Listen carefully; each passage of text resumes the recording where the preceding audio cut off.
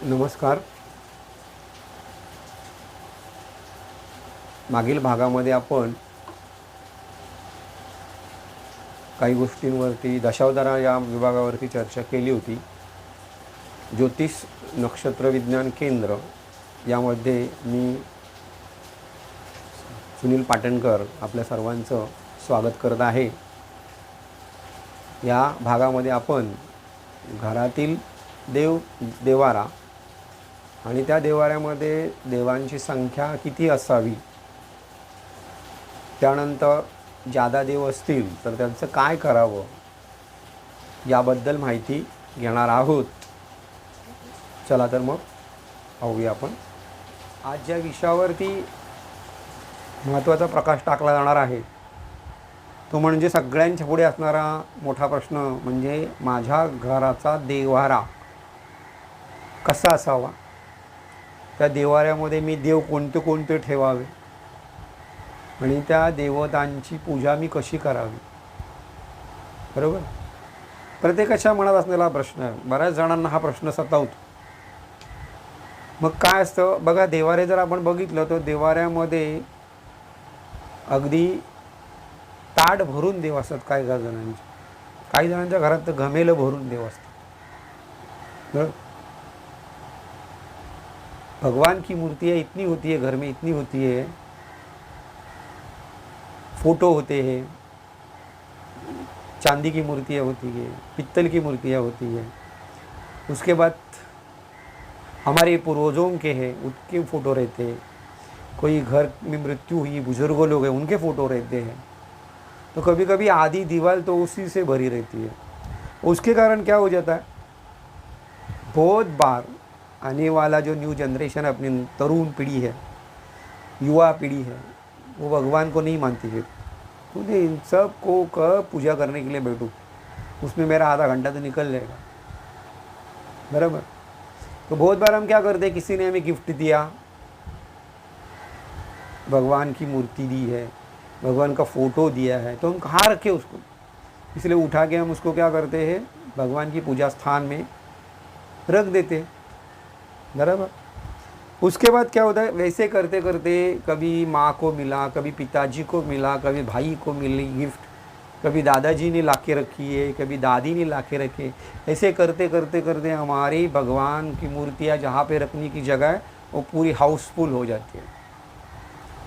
और इसी के कारण कोई भी उस भगवान की मूर्ति को या पूजा को करने के लिए उसको क्या आ जाता है, परेशानी आती है. बराबर. उसका मूड ख़राब होता है. पूजा करो बोले तो मूड ख़राब हो जाता है. बोलते हैं इतने सब को निकाल के कब उसको टिकली लगाते रखूँ. बराबर. तो कैसा होना चाहिए घर का.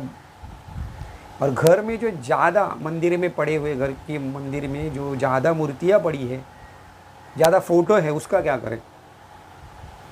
तो सबसे पहले गणानांतम गणपति हवामहे का मतलब क्या है, गणपति का पहला आह्वान किया गया. गणपति क्या है, ही इज़ अ ट्रांसलेटर. वो ट्रांसलेटर का काम करता है. आप जो बताते हैं, आप जो भी प्रार्थना करते हैं, वो गणेश जी के माध्यम से बाकी सभी गॉड्स को जाती है, भगवान को जाती है. ऐसी मान्यता है. इसीलिए शास्त्र में वो बताया गया कि गणेश की पूजा पहली करो. तो घर में गणेश जी का अगर एक फ़ोटो है तो ठीक है, नहीं है तो आपके घर में एक मूर्ति होनी चाहिए जो हमेशा आपके मंदिर में रहेगी पूजा के लिए. तो एक मूर्ति गणेश जी की हो गई. अगर मूर्ति नहीं रखनी है तो उसकी जगह पे सुपारी रखी है, उसकी पूजा कर सकते हैं आप. गणेश जी की एक मूर्ति हो गई. दूसरा होता है कि हमारी गांव की देवता, हमारे गांव की जो भी देवता है, इसे ग्राम देवता कहा जाता है. गांव की देवता, तो उसकी देवता का जो फ़ोटो रहेगा, फ़ोटो मिला तो ठीक है, नहीं तो उसके नाम से कोई दूसरी देवी की मूर्ति हो या भगवान हो तो उसकी मूर्ति रख सकते हैं. ये दूसरा नंबर हो गया. तीसरा होता है कि हमारी कुल देवता और गांव देवता में फ़र्क है. जिस गांव में आप रहते हो आपकी ग्राम देवता या गांव देवता हो गया, और कुल देवता युगों से आपके कुल के माध्यम से उसकी पूजा की जाती है. ख़ास तौर पे ख़ास कार्यक्रम में, शादी हो या कोई भी बड़ा प्रोग्राम हो, तो उसके पहले या उसके बाद हम जाके उसको मिल के आते हो. कुल देवता होती, कुल देवी होती है, कुल देव होता है. तो उसका फ़ोटो मिला तो ठीक है, नहीं मिला तो मूर्ति मिली तो ठीक है, नहीं मिली तो उसकी जगह पे आप एक सुपारी भी रख सकते हैं. तो ये हमारा तीसरा हो गया। उसके बाद आता है हमारे इष्ट देवता का मतलब क्या होता है? आराध्य देवता। घर में हर एक की आराध्य देवता अलग हो सकते, कुल ग्राम देवता, कुल देवता, गणपति, ये सब हो गए। तो ये हो गया। उसके बाद हर एक की इष्ट देवता रहती, कोई किसी को मानता है, कोई किसी को मानता है, कोई कोई देवता को मानता है, कोई हनुमान जी को मानेगा, कोई शिव जी को मानेगा, वो अलग मूर्ति होती। तो वो आ गई। और सबसे बात आती है वो है गुरु देवता। गुरु देवता मतलब अगर परिवार में 4 लोग हैं अलग अलग, तो 4 लोगों के 4 गुरु भी हो सकते हैं अलग अलग, या पूरे परिवार का एक भी गुरु हो सकता है। तो गुरु की फ़ोटो या प्रतिमा, लेकिन वो गुरु की फ़ोटो या प्रतिमा अगर आप भगवान के मंदिर में रखेंगे घर में, तो उसमें भी अगर 4 घर में आदमी है तो चारों के 4 गुरु आ गए, फिर उनकी जगह उधर भी झगड़ा हो सकता है गुरु गुरु में, ना समझ में आता है कभी कभी। तो इसीलिए आप एक काम कीजिए, अपने गुरु की प्रतिमा अपने ही पास रखो, या अगर आपका कपाट है, अलमारी है, उसमें रखिए। जब भी आपको ज़रूरत है, पूजा करने की इच्छा होती है, तो सामने रखिए, उनकी पूजा करो। उसको जो भी है अगरबत्ती, उदबत्ती, धूप बत्ती दिखा दो, बाद में उनको बंद करके अपने कपाट में रख दीजिए, उसको तकलीफ़ नहीं होगी।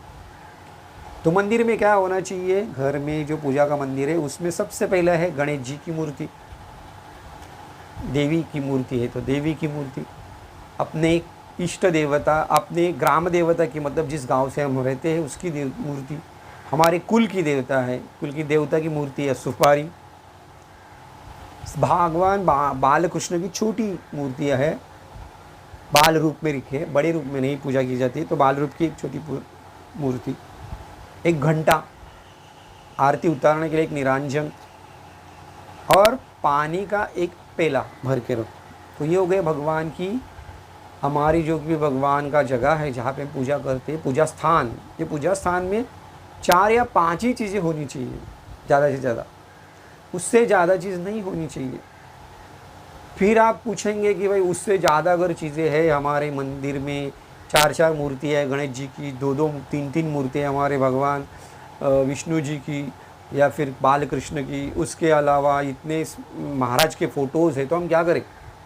प्रश्न आता है ना। तो बहुत बार लोग क्या करते हैं, उसको उठाते हैं और किसी मंदिर में या किसी पेड़ के नीचे रखते हैं। तो कृपया ऐसा ना करें। कोई भी चीज़ 2 से ज़्यादा घर में नहीं होनी, मतलब 2 मूर्तियाँ गणेश जी की, 2 मूर्तियाँ देवी की, उससे ज़्यादा नहीं होनी चाहिए। अगर बाकी है तो उसको जमा कीजिए और पानी में उसको छोड़ दीजिए, किसी मंदिर के बाहर, किसी पेड़ के नीचे मत छोड़िए। हो सकता है कि आपकी पूजा स्थान की वो जो मूर्ति आप वहाँ पे रखते हैं, कोई दूसरा उठा के लेके जा सकता है, या फिर उसके ऊपर जो भी है प्राणी, इधर उधर जो प्राणी चलते हैं, वो प्राणी उसके ऊपर कुछ भी कर सकते हैं। इससे अच्छा है कि वो सभी चीज़ उठा के आप पानी में छोड़ दीजिए। इसके कारण क्या होगा, आपका जो भगवान का पूजा करने की जगह है वो प्रशस्त हो जाएगी, ठीक दिखेगी, और सभी मूर्तियों का ठीक से पूजन होगा। हमारे घर में आने वाले नए बच्चे हैं, नई पीढ़ी है, वो भी आराम से पूजा करेगी और सबका मन लगेगा, और सही मायने में, सही अर्थ में हर एक आदमी घर का वो पूजा करने के लिए तैयार हो जाएगा। इसी तरह अगर हम अपना भगवान की जगह रखने का, जिसको देवारा बोला जाता है, पूजा स्थान बोला जाता है, वो हमें हमेशा ठीक रखना है, साफ़ और सुथरा रखना है। उसके ऊपर या साइड में अगरबत्ती का पुड़ा या माचिस की तिलिया या माचिस की जो भी कुछ चीज़ है उसके आगे पीछे नहीं रखना है। एक प्रॉपर एक जगह पे, अच्छी जगह पे उसको ड्रावर में रख दीजिए। पूरे मंदिर के इधर उधर मत उसको रखिए। अगर ऐसे रखोगे तो घर में स्थिरता, शांति और मानसिक समाधान प्राप्त हो जाएगा।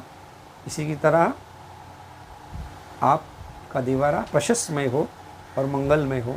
जर तुम्हाला हा व्हिडिओ आवडला असेल आणि यातलं मत तुम्हाला आवडलं असेल तर तुम्ही हा व्हिडिओ लाईक करा, नंतर सबस्क्राईब करा आणि हो, बेल आयकॉन दाबायला विसरू नका आणि फॉरवर्ड करा।